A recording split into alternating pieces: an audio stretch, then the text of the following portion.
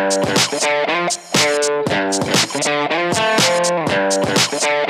up, guys? Welcome back to Anamaji, and today we're going to be reviewing Avengers Infinity War.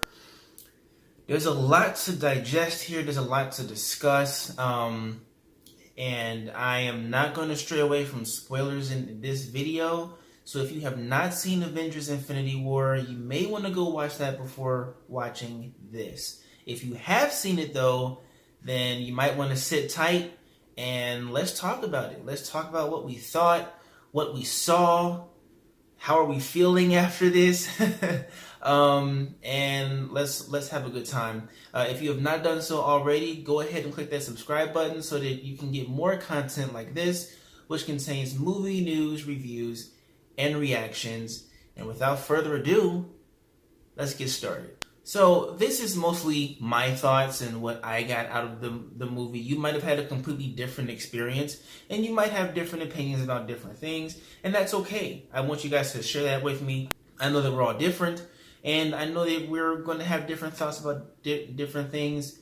That's perfectly fine. I do not judge or anything like that. Feel free to share your thoughts with me. But I'm going to start this off with, of course, the big baddie here, Thanos, who, I mean, let's just throw it out there, snapped his fingers and wiped out half of the universe, which we'll discuss a little bit later. Thanos, I thought he was a fantastic villain, definitely one of the more memorable villains than Marvel has had in the past.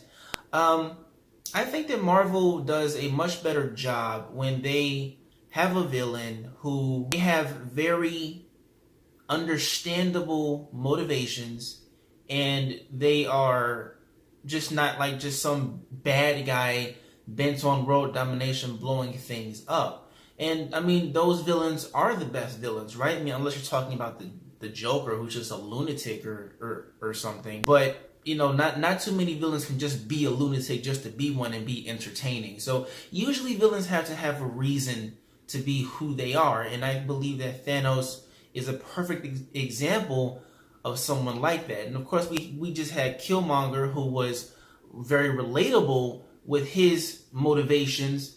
Thanos is, I wouldn't say he's relatable, but he's understandable. And of course, Thanos wants to, his whole goal here is population control, which is something that people have been talking about for centuries. And something that has been a hot topic of discussion for quite a while. So I felt like it's very interesting that Marvel would use that as his main motivations for doing things. And Thanos honestly believes that he's doing the right thing here. He believes that the universe needs to correct itself, and when things get too jam-packed, so to speak, it needs to be cleared away.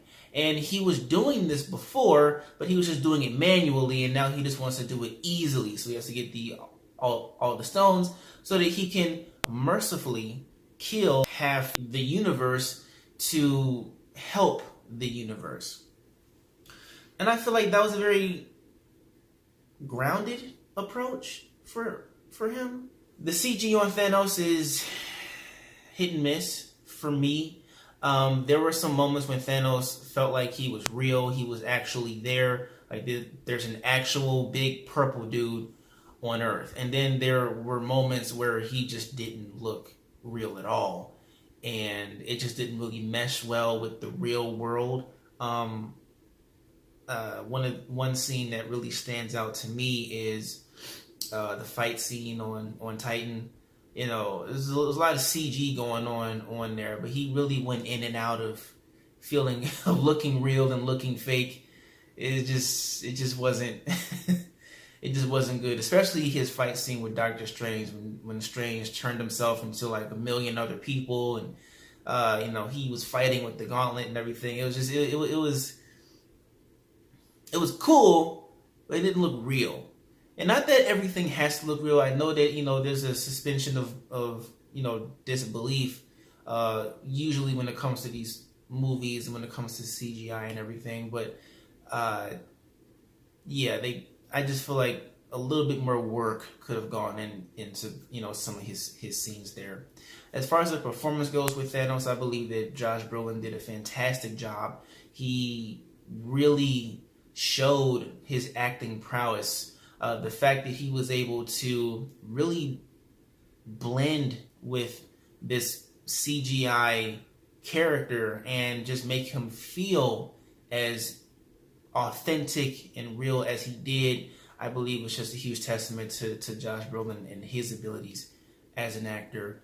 We all know that he was wearing a whole bunch of gear, and I know that has to be very difficult, but he pulled it off. I believe that he was working with Andy Serkis to help prepare for this, either him or Mark Ruffalo, and they've been doing it for a while, so I'm pretty sure that they helped him out.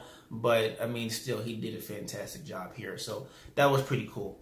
Moving on to the Black Order, largely forgettable characters, but they, when they were on the screen and they were fighting, they really had a lot of really cool scenes. One member that stood out to me was Ebony Maw.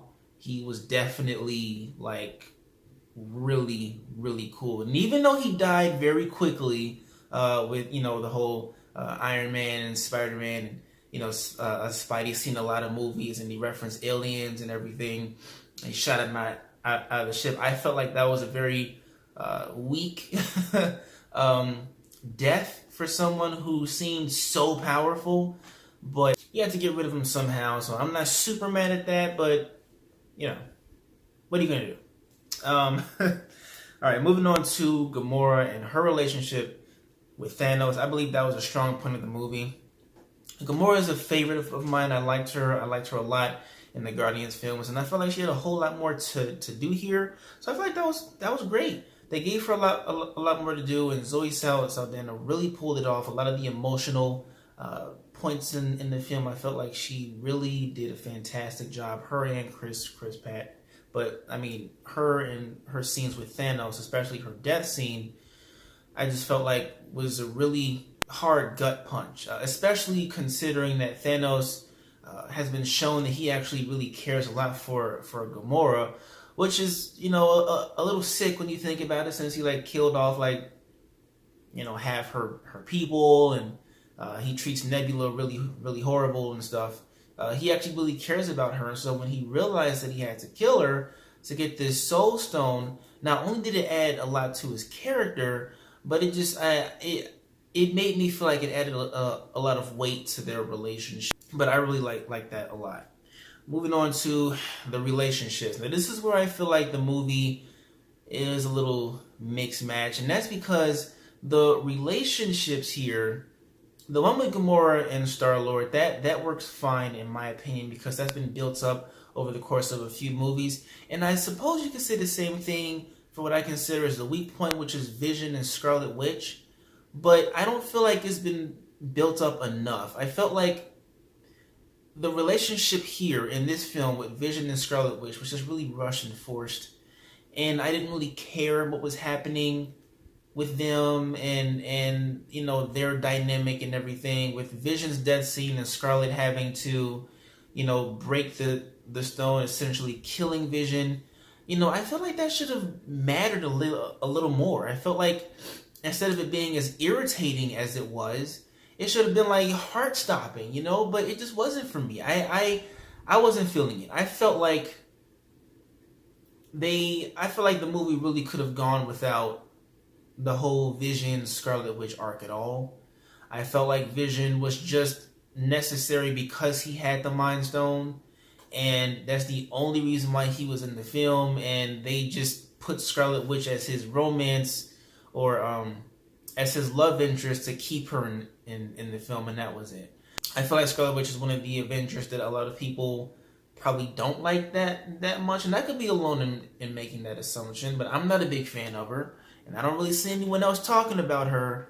So yeah, and then Vision is just like, in the comics he's overpowered, so they kind of nerfed him like a lot here, and it just neither one of those characters worked for me, and their relationship really doesn't work for me. So that was just like, you guys can take that somewhere else.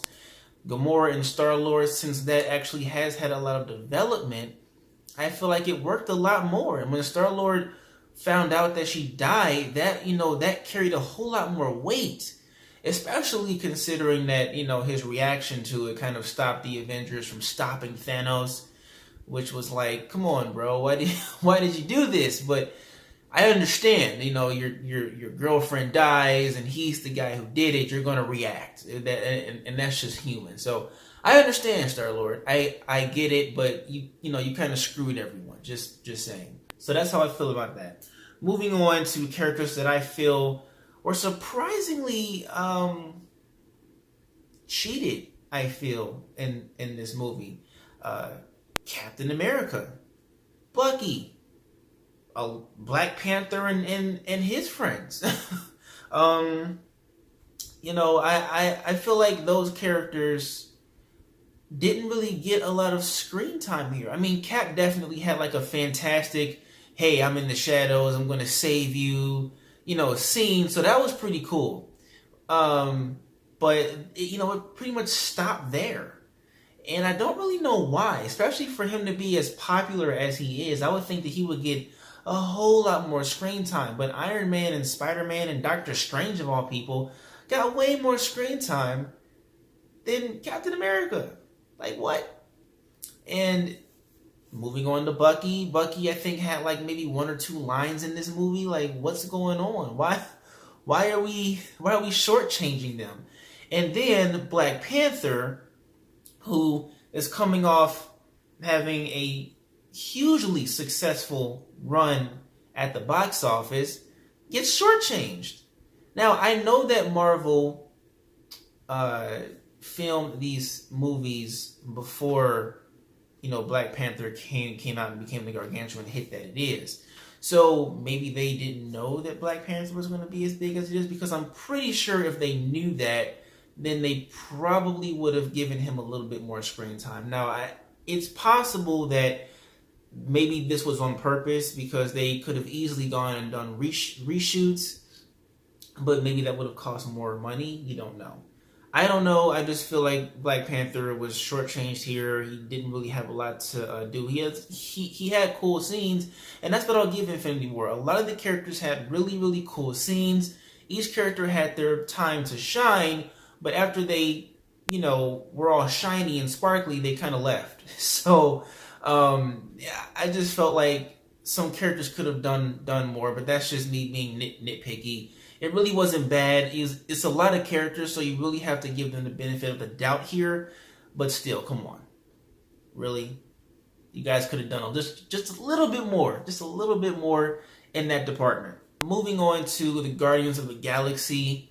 I felt like every scene with the Guardians of the Galaxy in it were some of the best. It was really good to see them back on the big screen once again. The Thor and Star-Lord, Thor and Rocket Raccoon, Thor and Groot dynamic, that was just all fantastic. It all felt very Guardians-y. And I feel like Thor was probably the perfect person to pair with them, because he fit in so well. I wouldn't be shocked if they made Thor a member of the Guardians of the Galaxy now. I mean, that would work. I would actually pay to see that. I would love to see Thor as a member of the Guardians. So their scenes were some of the best in my opinion. They were playing their like old school music whenever they were on the screen and certain things like that. So that was really, really cool. It was cool. Drax was funny as always. Chris Pratt, always with the humor. So, I mean, when you didn't have the weighty scenes with Gamora and the whole thing with Thanos, it was just lighthearted fun, and I really enjoyed that. Also, the scenes with Thor, and, when he went off to get the Stormbreaker, his interactions with Rocket Raccoon and Groot were just hilarious, and honestly, I wanted more of it, but we had to give everybody else some screen time here in the movie. It couldn't be too long. So I understand, but those scenes were freaking amazing. As far as the tone here in Infinity War, I feel like it balanced seriousness and comedy very well. The comedy never felt out of place, and when it was serious, and I like that a lot because Thanos wasn't joking around or anything, kind of like how Ultron was, where he was like trying to be like a comedian and stuff. We didn't get that. So when Thanos was on screen, you knew that something was going to happen, and you were scared, you were anxious, like, oh my god, what's this guy going to do next? And when it was funny, it was funny and it fit. So I really like that. I am all for Marvel and their comedy. I like that a lot, but I'm with a lot of other people when they say, hey, we kind of want just a little bit more seriousness. We don't want it to be just comedies all the time. That was like the main criticism with Thor Ragnarok. It was just funny all the time, and it never really felt serious. So I feel like they did a fantastic job balancing the comedy with the seriousness here. Moving on to what I feel like a lot of people are going to be talking about, which is the ending. I feel like it's going to be very divisive. Thanos snaps his fingers, and he basically succeeds in killing off half the universe. I feel like that was a very bold thing for Marvel to do here, for them to basically kill off almost everyone, and now we're left with the base Avengers, and that is. Man, that was a ballsy move. And then for them to end the movie with the shot of Thanos basically getting what he wanted. He seemed content. He seemed like he was fine. He goes, he sits down, he looks into, he looks at that sunset like he said he wanted earlier in the movie. I'm like, wow, Marvel, you guys really were not pulling any punches here when it came to Thanos being, a serious bad guy. And one thing that I will say that I was not a huge fan of was the fact that we kind of know that the Avengers are going to find a way out of this, because Doctor Strange said earlier in the film, hey, I looked at all these different outcomes for this battle, and there's only one way to beat him. And then, of course, he gives Thanos the time stone. So you kind of know that Doctor Strange is putting his plan into motion. What that plan is, we don't know yet. But we pretty much know that all of this that just happened is probably going to be reversed. But we don't know how. So that's a really big question. Like, how are they going to fix this? But I don't know. I don't know. I have a love-hate relationship with the ending here, because while it was really hard to see a lot of my favorite characters, just fade off into dust, it was short-lived because we know that they're all coming back. So it's kind of like, I like it, but at the same time, because you guys have done this in a different way, maybe withheld like a little bit of information away from the audience so that they're leaving believing that this is it and then shock us with something. I don't know. That's just how I feel. I like the ending, but at the same time, I don't. I will say that, some of those death scenes were just really, really, really hard to watch, especially with Tony and Peter. And Peter's like, I don't want to go, and he starts fading away. I'm like, you guys really were trying to make people cry with this one, okay? I didn't cry, all right? I kept my face as straight as possible, but it was very hard. It was very hard. And I believe that one of the more shocking deaths here was Black Panther, especially considering he's like super popular right now, and he has his own movie coming out, which I believe solidifies that he's coming back. But I was not expecting for him to fade away. That was super shocking. And then, of course, you have a few other people, Scarlet Witch, Bucky, and Mantis, Drax, those people, they faded away too, and and that sucked. But the ones that really sucked for me was Black Panther and especially Peter. So that was really hard. What I want to know is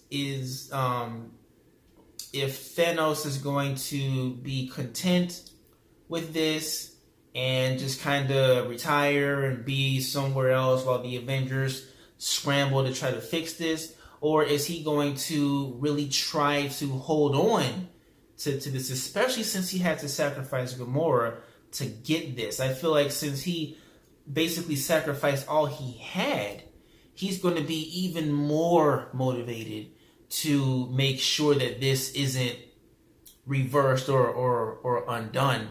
And I feel like that's going to make him a lot more dangerous in the next film, especially considering he doesn't have anything else to lose here. He's going to risk it all to make sure that what he sacrificed wasn't in vain. So I'm kind of hoping Marvel goes in that direction and doesn't just have him have like a change of heart or something, like, oh, I miss my Gamora, let's bring her back, let's undo all of this. I'm actually a really good dude.